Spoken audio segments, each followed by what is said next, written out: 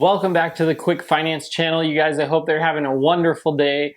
There is a ton going on in the stock market. I feel like this week there has been absolutely a ton going on in the stock market. I can't say that enough. Let's jump into it. Cheetos. $1 million. Think about it. Would you get knocked out for $1 million? This is your quick and easy stimulus update, stimulus check update, financial update, and all the updates. Let's go. So there have been earnings for Apple, for the Ford Motor Company, for Facebook, and for many other companies, all that are listed in the Nasdaq. So these companies are having wonderful earnings calls. They're reporting almost 50% more profit than last quarter. Imagine that in just 3 months, they're increasing their profit margins by 50%. That's absolutely insane. Let's dive into Apple a little bit. Apple has had a wonderful quarter. Their stock is up in the after hours. If you would have bought it today, you would have already been making money in their stock. Apple has exceeded over a 54% growth in profit over the last quarter. As well, they have approved $90 billion in stock buybacks. That means that they are going to be purchasing some of their own stock again and holding it privately within the company, which is good for the stock price. It means if you hold Apple, it's a little bit more rare, a little bit more valuable, most likely is what that's going to mean. Facebook has had a huge news. They're up over 43% in their profits over the last quarter. Their huge thing is obviously advertising throughout their platforms.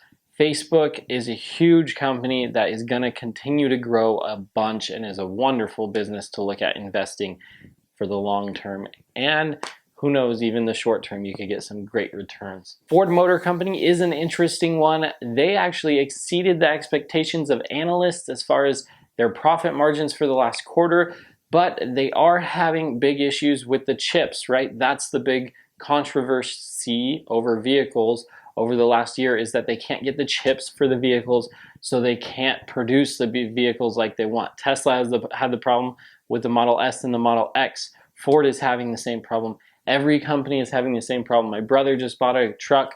He had the problem trying to get the truck. It was 6 months out before he was going to get the truck. And so there's huge waits on new vehicles because the chips are just behind, like everything else, because of what has happened throughout this pandemic. Now, let me know down in the comments what you think about the stock market. I think this is absolutely crazy. We've had a really good week in the stock market as far as earnings have gone. Long-term game is where it's at. Buy, hold, don't sell it, hold on to it. If you haven't already, click the link down below for Webull, you guys. If you download it and invest $100, you'll get 2 free stocks.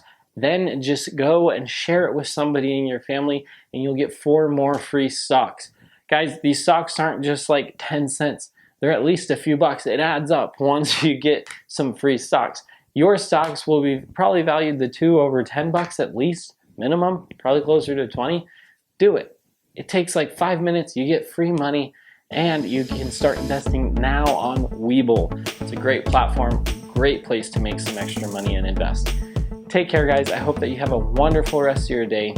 I will see you in the next video. Bye-bye. Here's a little lesson for you on stock buybacks real quick. Just like I mentioned with Apple, they are purchasing $90 billion worth of their stock, and they're going to buy that back and bring it back into the company.